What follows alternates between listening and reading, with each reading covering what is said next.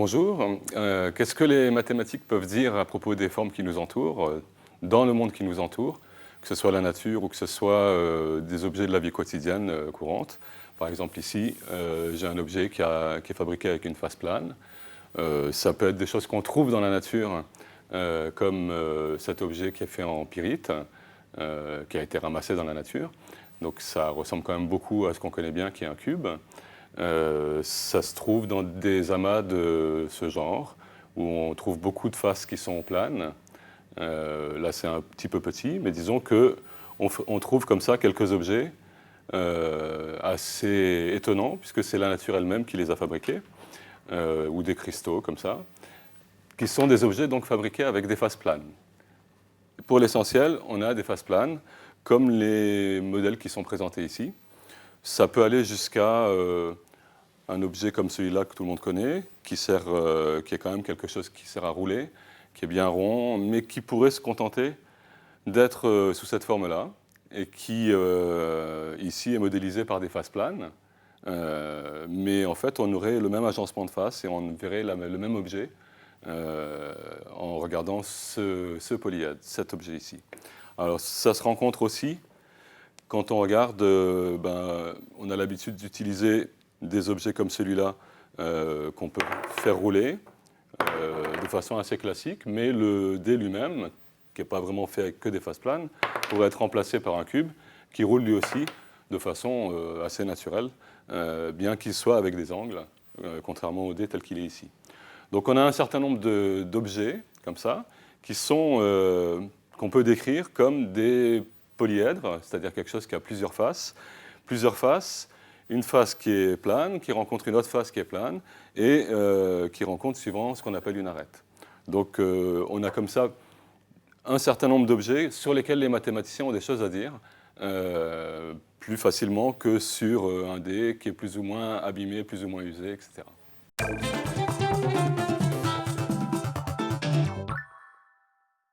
Voilà ce qu'on appelle les polyèdres de Platon. Platon, c'est un philosophe de l'Antiquité, un grec, vers moins 400 avant Jésus-Christ donc, qui utilise ces polyèdres pour décrire les différents éléments constitutifs de la matière, d'après lui, le feu, l'air, l'eau, etc. Et puis ça lui sert aussi, en les imbriquant les uns dans les autres, à faire de l'astronomie, à expliquer où se trouvent les astres, les uns par rapport aux autres, et autour de la Terre. Donc c'est traditionnellement ce qu'on appelle les polyèdres de Platon, mais c'est les solides de Platon, mais c'est aussi ce qu'on appelle les polyèdres réguliers convexes. Alors, on peut commencer par les décrire, il y en a qu'on connaît bien. Par exemple, celui-là, c'est ce que nous on appelle le cube. Eux, ils appelaient ça hexaèdre. Polyèdre, ça veut dire plusieurs faces, donc c'est fait avec plusieurs faces. Et quand il y en a 6 comme celui-là, on appelle ça un hexaèdre, comme on appelle un hexagone, quelque chose qui a 6 côtés. Alors ici, on a 6 faces. Ils appellent ça un hexaèdre, c'est ce que nous on appelle un cube. Si on regarde la façon dont les Grecs décrivaient les polyèdres, et dont ils s'y intéressaient, ils passaient leur temps à tout mesurer, tout calculer, aussi bien les longueurs que les angles, pour essayer de tout savoir sur le polyèdre en question.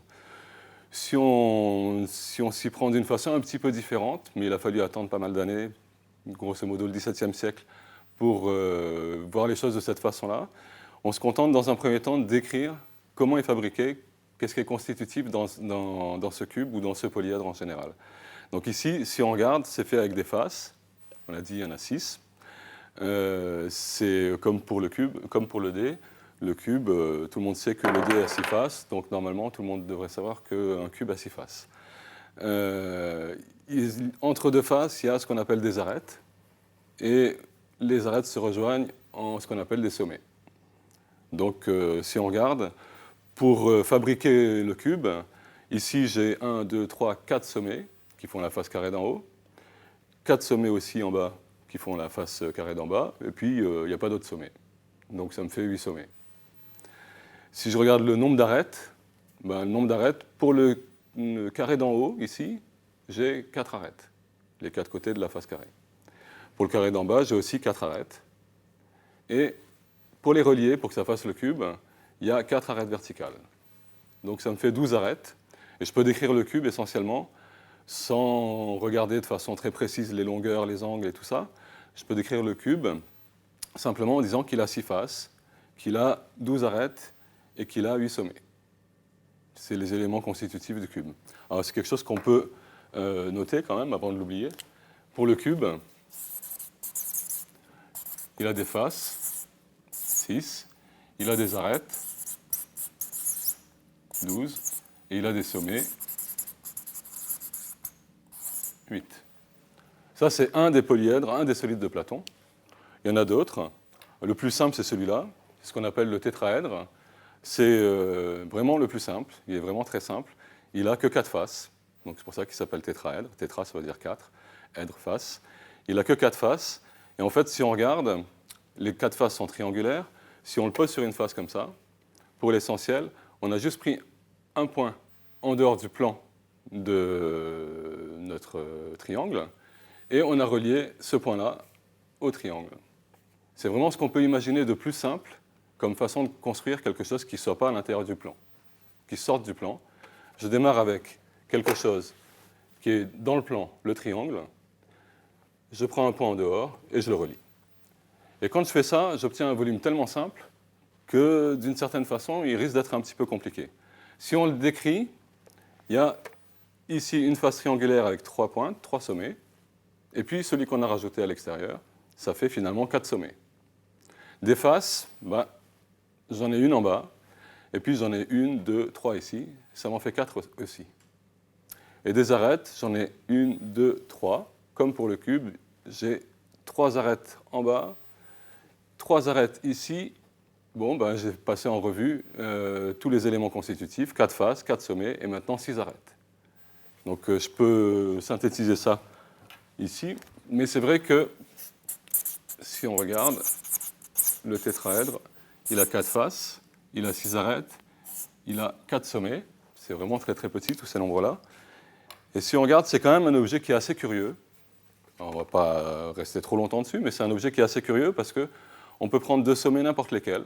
Par exemple, ces deux-là, par exemple, ces deux-là, par exemple, ces deux-là. On peut prendre 2 sommets n'importe lesquels, il y a toujours une arête qui relie les 2 sommets en question.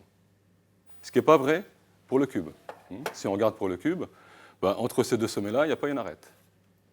Entre ces 2 sommets ici, autour duquel je fais tourner le cube, c'est pareil, il n'y a pas une arête. Je peux aller carrément d'un sommet à un autre en allant à travers le volume sans rester au bord du volume. Ici, je ne peux pas. Je prends 2 sommets n'importe lesquels, il y a toujours une arête entre deux. Donc c'est pour ça que je dis que c'est très simple, mais des fois aussi un petit peu trop simple, parce qu'un peu atypique par rapport aux autres, disons. Donc ça, c'est le tétraèdre, le cube. Maintenant, avec des faces qui sont triangulaires comme pour le tétraèdre, on peut fabriquer aussi cet objet ici, qui est ce qu'on appelle un octaèdre. L'octaèdre en question, il est essentiellement fait avec une pyramide et une deuxième pyramide qui ont été collées face à face, base à base. Ici, j'ai l'équivalent d'une pyramide égyptienne, un triangle, un deuxième triangle, un troisième triangle, un quatrième triangle et une base carrée. Et puis la même chose de ce côté-là, 4 triangles, une base carrée, et on les a collés base à base. Donc tout ce qu'on voit, c'est les faces triangulaires. 1, 2, 3, 4, 5, 6, 7, 8. 8 triangles. Des sommets, il n'y en a pas beaucoup. Il y a les 4 qui servaient à faire les carrés. Et puis le sommet de la pyramide et le sommet de l'autre pyramide. Donc finalement, ça me fait 6 sommets.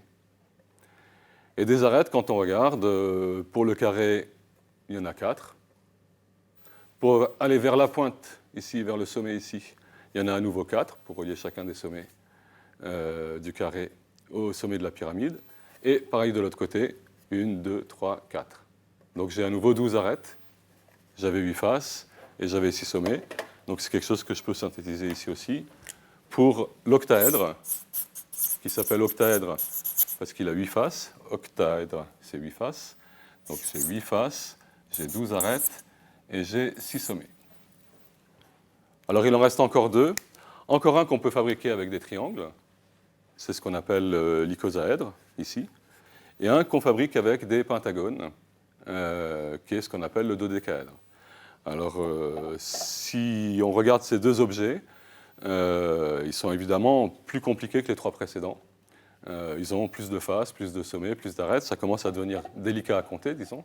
Donc, si on essaye ici, ben, ici, je n'ai que des triangles, disons. Quand je regarde par rapport à cette pointe-là, je me retrouve avec 1, 2, 3, 4, 5 triangles répartis autour de ce sommet. En face, de l'autre côté, j'ai la même chose. 1, 2, 3, 4, 5. Donc, ici, ça me fait deux espèces de calottes, disons. Et au milieu, ben, en face de ce triangle, il y en a un autre. En face de ce triangle, il y en a un autre. En face de ce triangle, il y en a un autre, etc. Donc, en face de chacun de ces triangles, il y en a un. Et même chose de l'autre côté. En face de chacun de ces triangles, avec une arête commune, il y a aussi un triangle, un triangle, un triangle. Donc, finalement, la bande qui est ici autour, ben, ici j'ai une calotte, ici j'ai une calotte, et ici j'ai une espèce de bande qui est faite avec 10 triangles. Donc 5 triangles ici, 5 triangles là, 10 triangles ici. Au total, j'en suis à 20. 20 faces qui sont triangulaires. Et icosaèdre, ça veut dire 20 faces. Donc pour l'icosaèdre,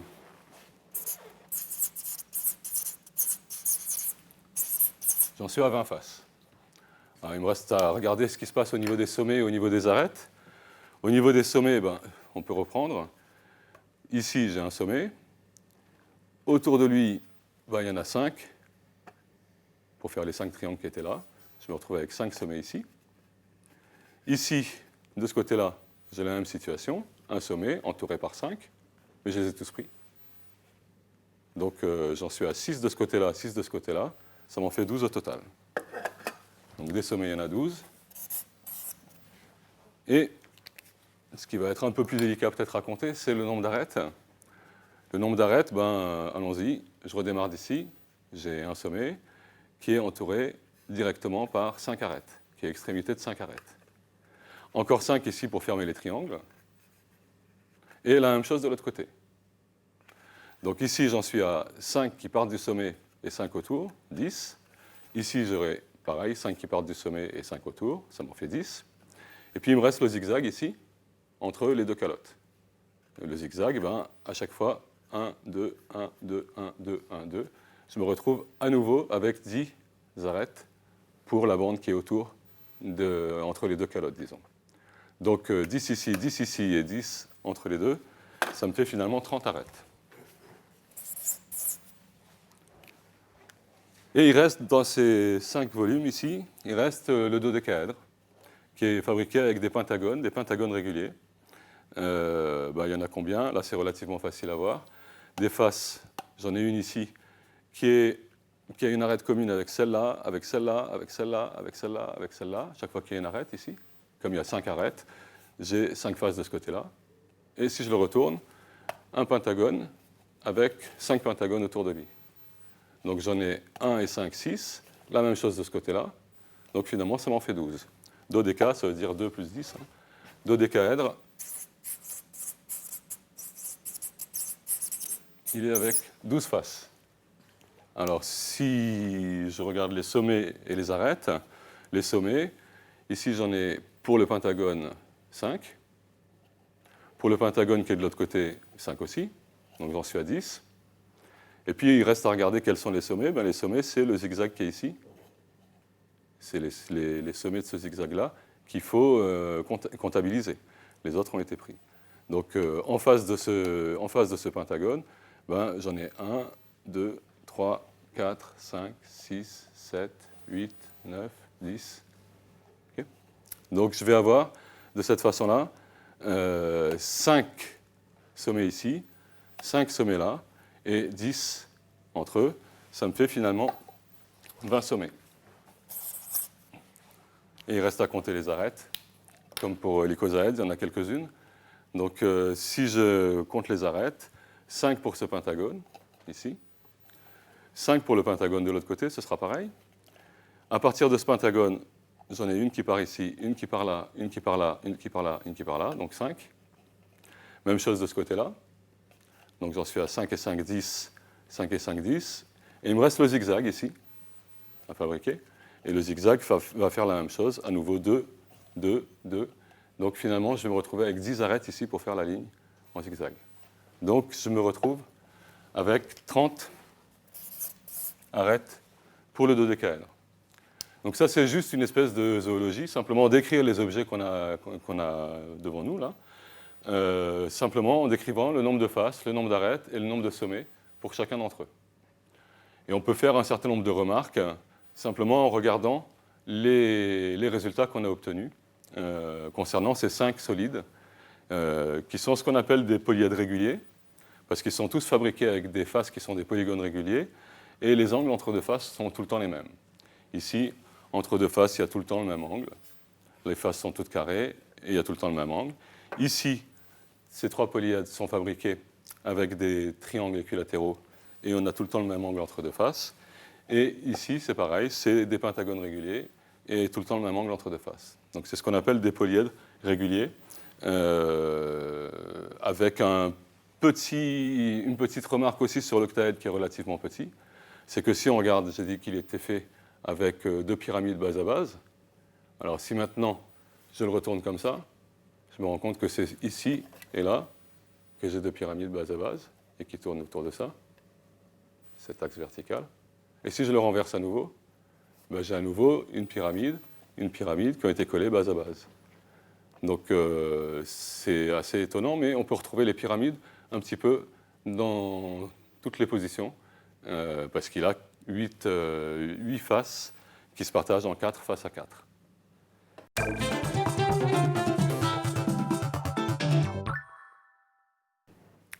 On peut oublier un petit peu les polyèdres directement et regarder ce qu'on a obtenu ici.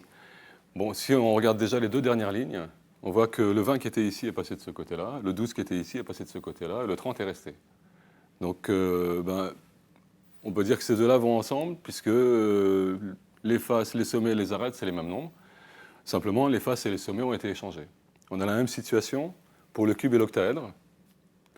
Le 8 a été échangé, le 6 a été échangé entre face et sommet, et le 12 est resté en tant qu'arête. Et puis il y a le tétraèdre qui reste tout seul, mais ce n'est pas très étonnant, puisque son nombre de faces et son nombre de sommets, c'est les mêmes. Donc on n'a rien à échanger à ce niveau-là, quoi.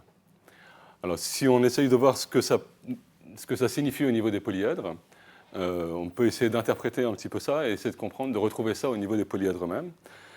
Par exemple, à partir du cube, donc de l'hexaèdre qu'on avait tout à l'heure, je vais, au centre de chaque face, mettre un sommet sur chacune des 6 faces. Et je vais relier 2 sommets s'ils correspondent à des faces qui ont une arête commune. Donc ces 2-là ici correspondaient à des faces qui avaient une arête commune. Je vais tirer une arête entre 2. Ces 2 ici, devant, derrière, n'ont pas d'arête commune. Les 2 faces n'ont pas d'arête commune. Il n'y aura pas d'arête entre les 2 sommets. Je ne vais pas tirer de trait entre les 2 sommets. Entre ces 2-là, oui. Entre ces 2-là, oui. Entre ces 2-là, oui. Et si finalement on regarde, on va avoir un sommet ici, relié à celui-là, celui-là, celui-là, celui-là. Et puis ces 4-là vont être reliés à celui qui est en dessous. Donc on va se retrouver dans la même situation que pour l'octaèdre, où on a un sommet en haut, un sommet en bas, une bande latérale qui donne les 4 sommets de la base de la pyramide d'en haut et de la pyramide d'en bas qu'on avait tout à l'heure. Et puis on les relie et on récupère l'octaèdre. Donc ce n'est pas très étonnant qu'à partir de l'hexaèdre, du cube, on obtienne l'octaèdre simplement en échangeant, en prenant les faces de l'un pour donner les sommets de l'autre. Et donc on va obtenir finalement cette situation-là, quand on regarde le cube, si au lieu de me mettre juste au centre, je remonte un petit peu, eh ben, je vais fabriquer un octaèdre qui a les mêmes dimensions et qui montre bien qu'inversement, si maintenant, au centre de la face triangulaire ici, je place un point, et pareil ici, c'est-à-dire que si je fais la même opération sur l'octaèdre, au-dessus de chaque face, je place un point, je récupère le cube lui-même. Donc l'octaèdre s'obtient à partir du cube, mais le cube s'obtient à partir de l'octaèdre. Donc ces 2 polyèdres vont être ce qu'on appelle des polyèdres duaux. On passe de l'un à l'autre, simplement en échangeant comme ça, en construisant un sommet au-dessus des faces, et en échangeant finalement les faces et les sommets sans changer les arêtes. Alors on peut faire ça avec le cube et l'octaèdre, on peut faire ça avec l'icosaèdre et le dodécaèdre. Si on fait la même manip, eh ben, on va avoir la même chose à partir de l'icosaèdre, qui a des faces triangulaires ici. On va fabriquer les faces pentagonales qui sont là, qui correspondent au dodécaèdre. Et inversement, à partir du dodécaèdre, on fabriquera les faces triangulaires qui correspondent à l'icosaèdre. Donc ça explique les 4 lignes ici. Et maintenant, si on regarde pour le tétraèdre, si on fait la même chose, on va avoir 3 sommets ici, et puis un sommet là, et on va se retrouver avec un tétraèdre qui est la pointe en bas par rapport à celui-là. C'est-à-dire que si je place mon tétraèdre dans la même position que celui-là, ici, et que je monte un petit peu au-dessus de la face, eh ben, je récupère un tétraèdre qui est tourné vers le bas au lieu d'être tourné vers le haut. Mais donc le tétraèdre est son propre dual, il est autodual. L'hexaèdre, le cube et l'octaèdre sont duaux l'un de l'autre, et l'icosaèdre et le dodécaèdre sont duaux l'un de l'autre.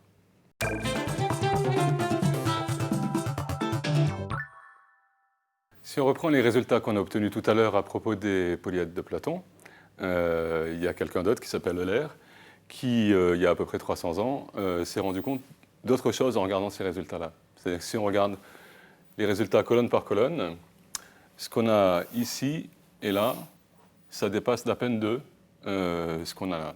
6 et 8, 14, c'est 2 de plus que 12. 4 et 4, 8, c'est 2 de plus que 6. 8 et 6, 14, c'est encore 2 de plus que 12. 20 et 12, 32, c'est 2 de plus. Et 12 et 20, 32, c'est 2 de plus. Donc on a une formule qui apparaît. C'est Euler qui traditionnellement est associé à cette formule.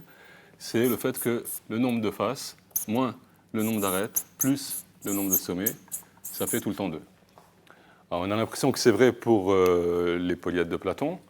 On peut dire que Euler et Platon ne sont pas tout à fait contemporains, que ce n'est pas du tout la même façon de regarder le même problème, donc les mêmes objets mathématiques. On a l'impression que ça marche pour autre chose que les polyèdres de Platon, pour des polyèdres qui ne seraient pas réguliers, qui ne seraient pas convexes, etc. En fait, ça marche pour beaucoup de polyèdres, mais pas pour tous. Pas pour tout ce qu'on a envie d'appeler polyèdre, en tout cas. Par exemple, si on prend quelque chose comme ça, ici, normalement, il ne devrait pas y avoir les deux petites arêtes jaunes ici. On a juste un cube qui a des arêtes bleues, et à l'intérieur duquel il y a un cube qui a des arêtes bleues aussi, qui est un peu plus petit. Et on va essayer d'imaginer que le grand cube est plein, et qu'on a à l'intérieur un petit trou qui est en forme de cube, qui est celui-là. Donc il faudrait imaginer qu'entre les deux cubes, c'est plein. Et quand on regarde la façon dont les choses s'organisent ici, bah, soit on est dans le grand cube, soit on est dans le petit cube, au point de vue des faces, au point de vue des arêtes et au point de vue des sommets. Donc les faces de cet objet, disons, sont les faces du grand cube et les faces du petit cube. Mais pour le cube, on sait qu'on a 6 faces, pour le grand comme pour le petit. Ça en fait 12 au total. Pour les arêtes, c'est pareil. Il y a les arêtes du grand cube et il y a les arêtes du petit cube. Donc il y en avait 12 pour le grand cube, il y en a 12 pour le petit cube. Au total, ça en fait 24 maintenant pour cet objet-là. Et pour les sommets, on en avait 8 pour chacun des deux. Donc ça en fait 16 finalement. C'est-à-dire qu'on a doublé les résultats ici. Si maintenant, on essaye de faire le calcul f moins a plus s avec cet objet ici, qui est formé de 2 cubes, disons, eh ben, ce qu'on va obtenir, c'est le double de ce que donne la formule d'Euler, c'est-à-dire 4 ici. Donc ça veut dire que cette formule-là, elle ne s'adapte pas à tout ce qui serait fait un petit peu n'importe comment, avec des faces planes, des arêtes, des sommets. Il faut réussir à organiser les choses un petit peu mieux pour réussir à décrire vraiment ce qu'on appelle un polyèdre. Mais disons que pour des polyèdres comme pour le ballon de foot, des polyèdres qu'on obtiendrait dans lesquels il suffirait de souffler et de tendre pour finalement obtenir quelque chose qui s'inscrit à la surface d'une sphère, disons, eh ben, ça marche encore, ça va encore fonctionner. Pour le ballon de foot, ça peut être un petit exercice amusant de compter combien il y a de faces, d'arêtes, de sommets. Par exemple, des faces, il y en a de 2 types. Il y a les pentagones, ceux-là ils sont 12, et des hexagones. On aurait bien aimé qu'il n'y ait que des hexagones, en fait, pour fabriquer un ballon de foot. Et ça ne marche pas. Il n'y a pas moyen de faire avec que des hexagones. Et il y a beaucoup de situations dans la nature où on se rend compte qu'on aimerait bien faire les choses avec que des hexagones et où ça ne marche pas. C'est vrai pour un nid de guêpe, c'est vrai pour la géode, c'est vrai pour tout un tas d'objets, les œufs d'une mouche, c'est vrai pour tout un tas d'objets où on a l'impression qu'il n'y a que des hexagones, il y a toujours 12 pentagones au milieu, à cause de la formule d'Euler, pour l'essentiel. Si on regarde pour le ballon de foot, il va y avoir 12 pentagones. Et puis, si on fait le compte, en faisant attention de ne pas trop se tromper, un hexagone, il est proche de 3 pentagones. Et autour d'un pentagone, il y a 5 hexagones. Avec chacun avec une arête commune avec le pentagone. Donc j'ai a priori 5 fois plus d'hexagones que de pentagones. Mais comme chacun figure dans la liste pour celui-là, pour celui-là, pour celui-là, c'est-à-dire pour 3 pentagones, alors il y en a 3 fois moins. Donc il n'y a en fait que 20 hexagones et 12 pentagones. Ça fait 32 faces. Puis on pourrait compter le nombre d'arêtes, le nombre de sommets, et vérifier que la formule d'Euler est toujours valable. C'est-à-dire pour tous les polyèdres qu'on peut déformer comme ça, en les gonflant en forme de ballon, en forme de sphère, eh ben, la formule d'Euler, ça marche, il n'y a pas de problème. Et la formule d'Euler, c'est quelque chose qui est aussi à l'origine du fait qu'il n'y a que 5 polyèdres réguliers convexes. On les a vus depuis le début, on a vu le cube, etc. Mais les polygones qui vont servir et les polyèdres qu'on va réussir à fabriquer à cause de la formule d'Euler, on ne pourra pas prendre autre chose que des triangles, des carrés et des hexagones, et on ne pourra pas obtenir plus de 5 polyèdres réguliers.